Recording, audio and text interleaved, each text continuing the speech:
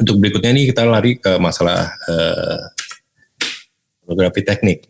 Nah ini sebenarnya salah satu teknik juga yang lumayan sering saya gunakan, disebutnya dengan teknik stitching. Jadi stitching itu juga ada beberapa ya. Yang pertama ini ada stitching panorama.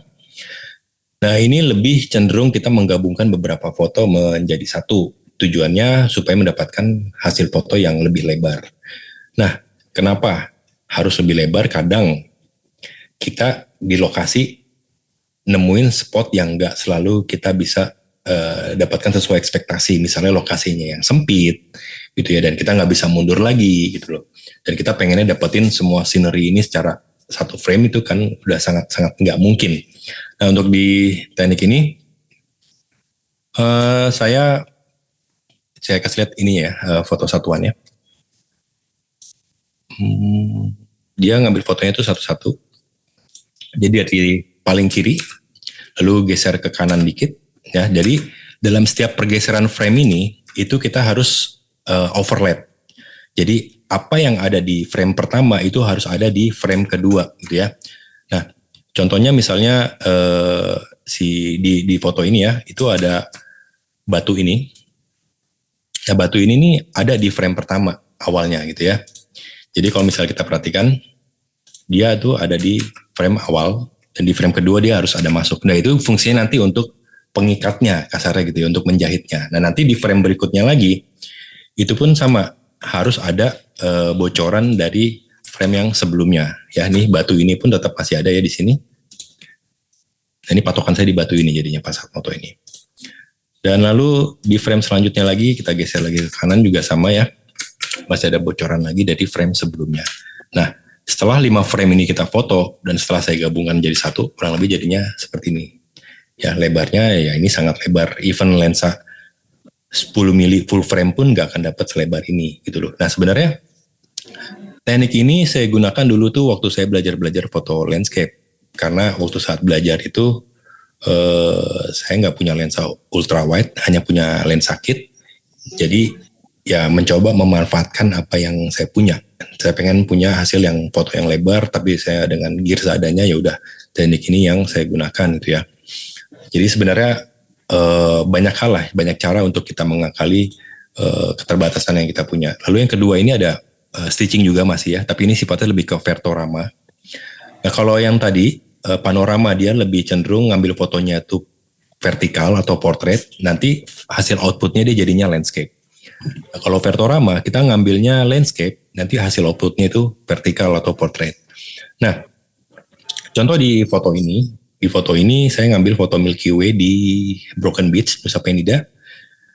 Dan kenapa harus di stitching vertorama? Karena waktu itu kondisi Milky Way-nya ini sedang agak sedikit tegak gitu ya. Dan saat saya ngambil satu frame, itu saya kurang puas karena foreground-nya terlalu sedikit.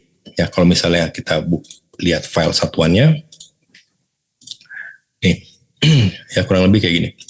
Kalau saya pengen ada dominan foreground, berarti langitnya nggak dapet. Akhirnya saya mesti stitch dari bawah ke atas, dan saya ngambil horizon agak di tengah pun, badan Milky Way-nya masih kurang dapet. Jadi ya terus sampai dapet galactic center-nya gitu ya. Dan ini semua juga 5 frame. Jadi dari bawah, naik, dan setelah digabungkan jadinya seperti ini.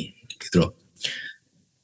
Nah, kenapa harus begitu? Kenapa nggak langsung ngambilnya portrait aja gitu ya? Nah, kalau misalnya saya ngambilnya portrait, tetap di sini saya masih kurang puas karena kurang dapat komposisi yang saya mau. Kalau misalnya saya ngambil portrait itu paling saya hanya dapat di sekitaran di sininya doang.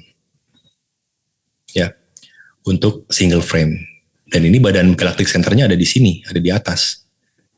Di sini masih belum dapat, nggak ketemu gitu loh. Jadi makanya mau nggak mau, saya mengakukan teknik yang namanya vertical stitching ini ya, atau vertorama, menggabungkan beberapa foto menjadi satu gitu. Oke, untuk yang nextnya masih seputar teknik fotografi juga. Di sini ada yang namanya focus stacking. Nah, untuk focus stacking ini kadang saya gunakan atau saya pakai kalau misalnya saya moto biasanya lebih ke arah low angle. Karena kalau saat kamera kita low angle, itu foreground kita tuh sangat dekat banget dengan kamera, itu kan dengan sensor kita. Kadang kalau kita fokusnya di depan, belakangnya jadi blur, kita fokus di belakang, depannya jadi blur.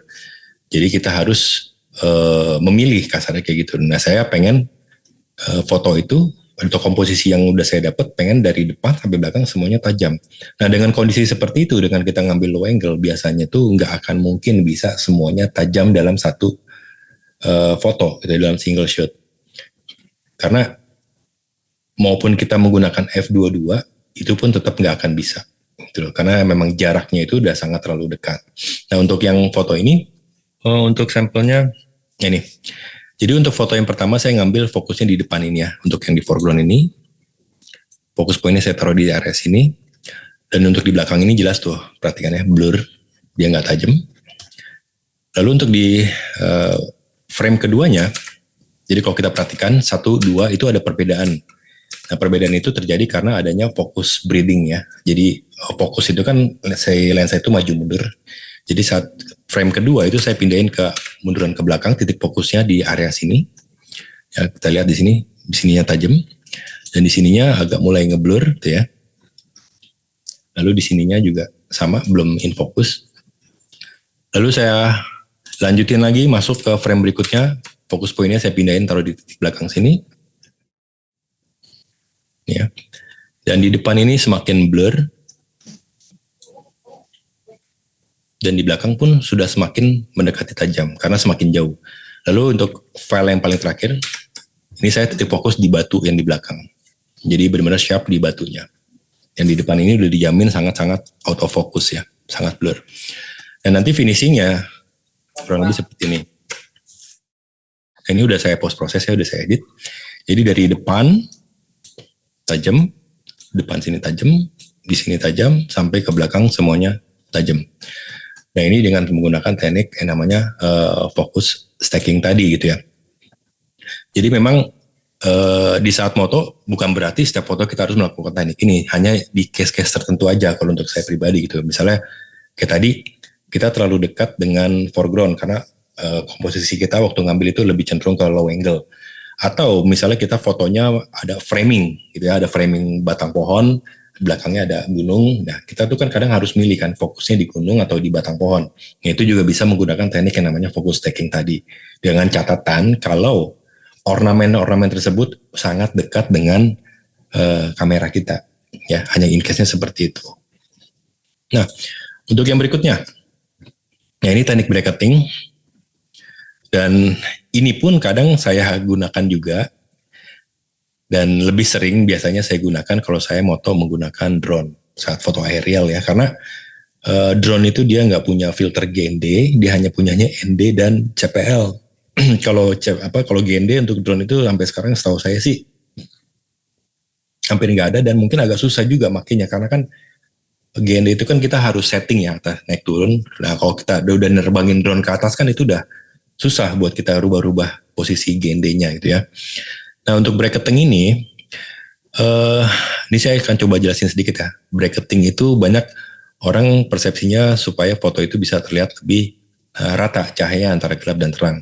Nah sebenarnya bracketing itu adalah proses untuk mendapatkan hasil foto HDR gitu loh. Nah di kamera kita tuh ada fitur HDR dan ada fitur bracketing. Nah bedanya, fitur HDR di kamera itu biasanya hasilnya itu langsung jadi di kamera. Kadang biasanya filenya berupa JPEG. Tapi prosesnya itu tetap menggunakan proses yang namanya bracketing. Karena dia tetap mengambil 3 foto dijadikan 1. Atau mengambil 5 foto dijadikan 1. Dan masing-masing file foto itu memiliki exposure yang berbeda gitu ya. Nah contoh misalnya di foto yang saya ambil ini saya bracketing menggunakan drone. Di sini exposure yang di 0 EV ya, atau di zero exposure.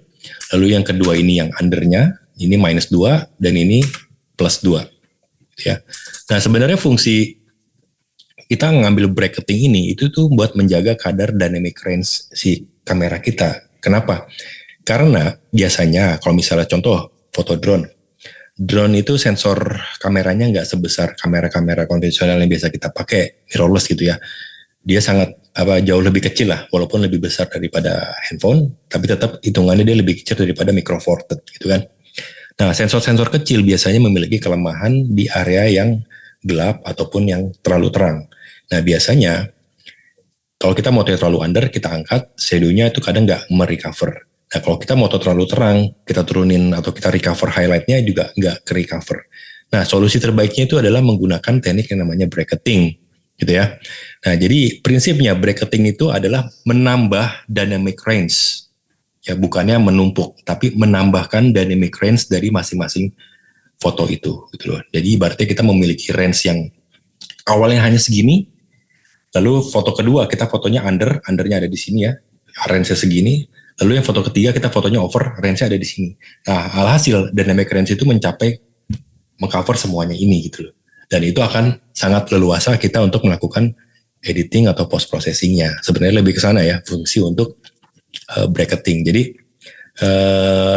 prinsipalnya itu jangan dipikir kalau bracketing itu memang berfokus untuk di HDR, walaupun memang secara konvensionalnya disebutnya sebagai HDR atau High Dynamic Range. Nah, High Dynamic Range itu memiliki range yang sangat luas artinya gitu kan. Nah, filosofinya kurang lebih seperti itu untuk masalah hal bracketing ini. Cuman kalau kita foto bracketing, usahakan menggunakan tripod atau sesuatu yang steady. Nah, pertanyaannya lagi, Bang, kan ini motonya pakai drone, memang drone pakai tripod? Ya enggak, gitu kan. Karena di drone sendiri memang kebetulan ada menunya itu menu tripod gitu. Jadi si drone itu benar-benar steady di atas dan dia bisa ngelok titik itu, gitu ya. Oke, untuk nextnya ada teknik yang namanya long exposure. Ya, di sini kalau misalnya teman-teman perhatikan ada yang 30 second, ada yang 120 second, dan ada yang 2048 second. Yap, ini semuanya termasuk kategori long exposure. Nah, contoh di foto yang paling kiri yang 30 second, kenapa saya foto itu menggunakan 30 second? Sebenarnya kalau target saya foto untuk ngejar refleksinya aja, sebenarnya foto pakai setengah detik pun udah cukup. Cuman waktu saya moto, kebetulan ngelihat kadar awannya itu agak ngegumpel dan anginnya agak kenceng dan awannya cukup bergerak lumayan kenceng. Nah, akhirnya saya pengen ngasih visual efek seolah-olah si awan itu seperti ketarik gitu ya. Nah, dengan keinginan saya seperti itu, mau otomatis mau nggak mau kita harus menggunakan shutter speed yang lambat atau teknik long exposure ini. Dan kebetulan saya taruhnya di 30 second biar sekalian narik banget sih awannya.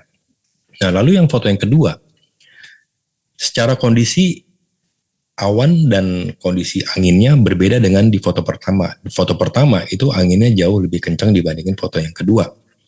Tapi di foto kedua itu shutter speednya sampai ke 120 second. Di sini menggunakan mode bulb ya ibaratnya.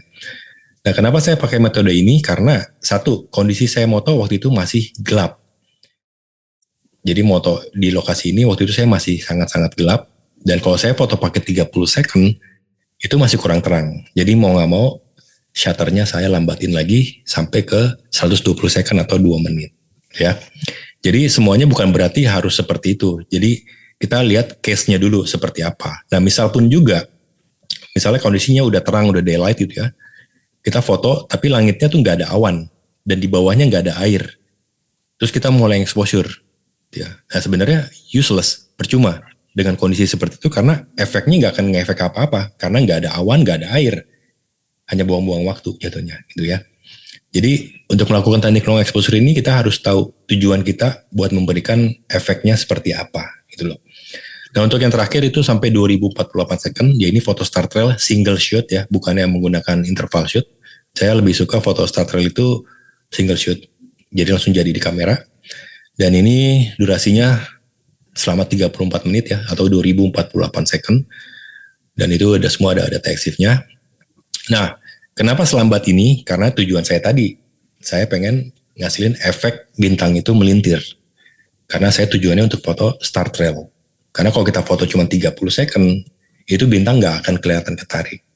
Ya, atau kita foto misalnya cuma 2 menit, dia sebenarnya kelihatan ketarik, cuman nggak sepanjang ini. Gitu loh. Jadi ya at least minimalnya itu ya sekitaran 15 menit sebenarnya. Kita buka shutter itu buat dapetin foto start trail. Nah, cuman di foto ini saya ninggalin kamera selama setengah jam. Ya kurang lebih intinya untuk teknik fotografi long exposure ini ya kita harus tahu dulu tujuan kita apa. Kita pengen memanfaatkan efeknya itu jadinya seperti apa. Jangan cuman karena kita punya filter, kita punya ND filter, langit yang nggak ada awan, bawahnya nggak ada air, kita pakai ND filter ya buat apa? Gitu loh. Karena hasilnya sama aja gitu loh kan. Ya jadinya ya ngebuang-buang waktu. Karena kan selama kita foto long exposure itu biasanya durasinya agak lama ya. Bisa 30 detik, bisa 120 detik, bahkan bisa sampai setengah jam gitu loh, kurang lebih kayak gitu.